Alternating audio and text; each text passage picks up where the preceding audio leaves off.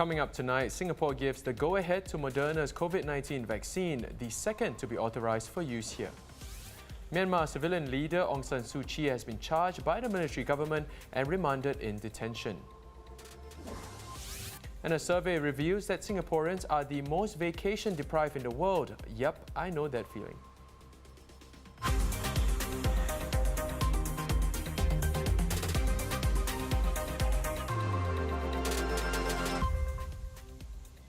This is the Straits Times Newsnight. Good evening, I'm Dylan Ang. Now, Moderna's Covid-19 vaccine is expected to arrive in Singapore next month after it was authorized for use here by the HSA today. It's the second coronavirus vaccine to be given approval after the one by Pfizer-BioNTech. So what's the difference between the two vaccines? Let's compare them.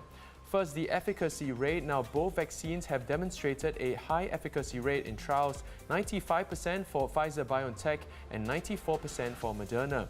Both vaccines require 2 shots to be effective, with the only difference being when the second dose is administered. For Pfizer, it's 21 days after the initial jab. For Moderna, it's 28 days. When it comes to who can take the vaccines, Pfizer's has been approved for people aged 16 and older, compared to 18 and above for Moderna's. Here's more from infectious diseases expert Dr. Leong Ho Nam. I'm glad Moderna has been approved. The Moderna vaccine is very similar to the Pfizer vaccine. It uses the mRNA technology. mRNA, or messenger RNA, is the instructions to code the protein that's injected into the arm. As you inject it, the cells will take it, and like a cookbook recipe, it will make out exactly the spike protein which you want. The chemicals they usually use, the technology they use, they are all very similar. Going to expect very similar efficacy of about 94 to 95% efficacy. In terms of side effects, very similar. You're going to have that usual aches, etc.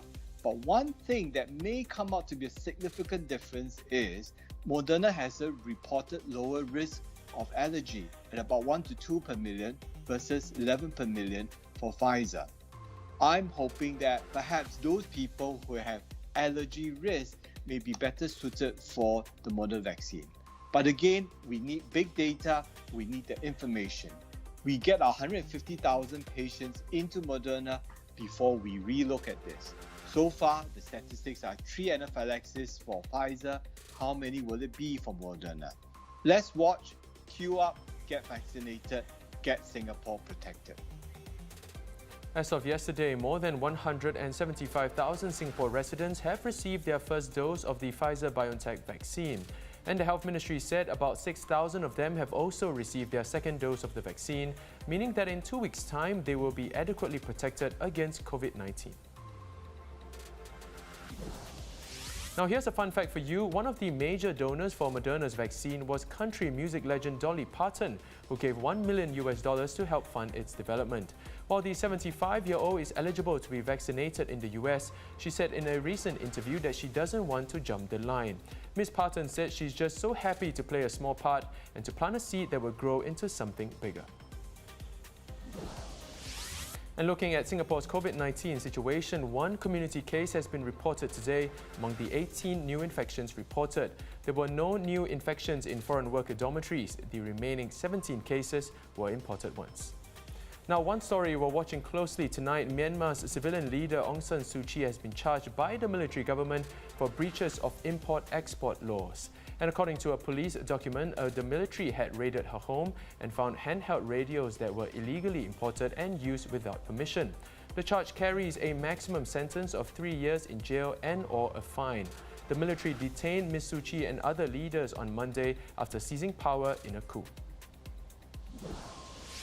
From this Friday, foreign workers coming to Singapore will face additional coronavirus testing measures. Foreign domestic workers and confinement nannies will have to take a serology test on arrival on top of an already mandatory PCR test. Work permit and S-Pass holders in the construction, marine and process sectors will be required to undergo a 7-day testing regime after their stay-home notice. They will spend the 7 days at a designated facility and take additional swab tests when they start work. The new measures will apply to those with travel history in territories with a higher prevalence of infection. Majority of Singaporeans, 3 in 5 of those surveyed, feel that protecting the environment should be prioritised, even if it results in slower economic growth and some loss of jobs. The findings were released as part of a survey by the Institute of Policy Studies. The recent survey found that Singapore's views on environment protection and the economy are similar to those in Malaysia, Taiwan and Britain. Cleaners working along the Circle Line train stations now have a helping hand in the form of cleaning robots. SMRT has deployed some 13 robots to enhance the cleaning regimen at all 30 stations along the MRT line. Each robot is said to be able to clean large floor areas 2 to 3 times faster than their human counterparts, with the move freeing cleaners up to perform other duties. SMRT said it will also progressively install smart panels and ammonia sensors, which can indicate when a toilet requires more cleaning in toilets at its MRT stations.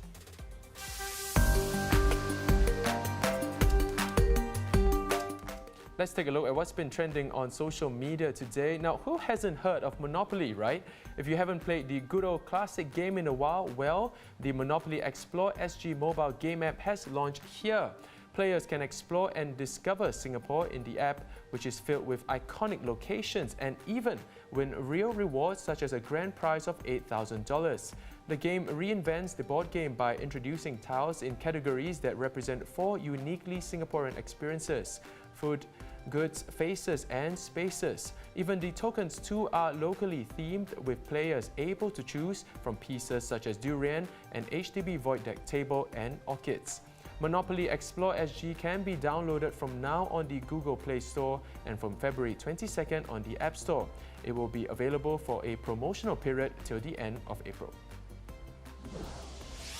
Talk about eye-catching. Now, Amazon has revealed plans for the next phase of its headquarters redevelopment in Virginia, a head-turning 350-foot, 22-story helix-shaped office tower. With construction scheduled to begin next year and only completed by 2025, the swirling glass tower will be called the Helix due to its corkscrew shape and is meant to echo the occurrence of helixes in nature. The more than 2 million square feet space will eventually hold some 25,000 employees. It gets better. Visitors will be able to hike up the outside of the building with 2 sets of spiraling paths dotted with local plants. Amazon says it plans to offer public tours on the weekends. Now, speaking of Amazon, the company announced that founder Jeff Bezos will step down as CEO and become executive chairman instead. He will be replaced by current cloud computing chief Andy Jassy. The news comes as the company reported its 3rd consecutive record profit and quarterly sales above $100 billion for the first time. In a note to employees, Bezos said the move will allow him to focus on other passions such as the Day One Fund and the Bezos Earth Fund. First time since the Ipswich game in the mid-90s when United scored 9 here and absolutely ran riot with Andy Cole. And they've ran riot again. The sorry Saints.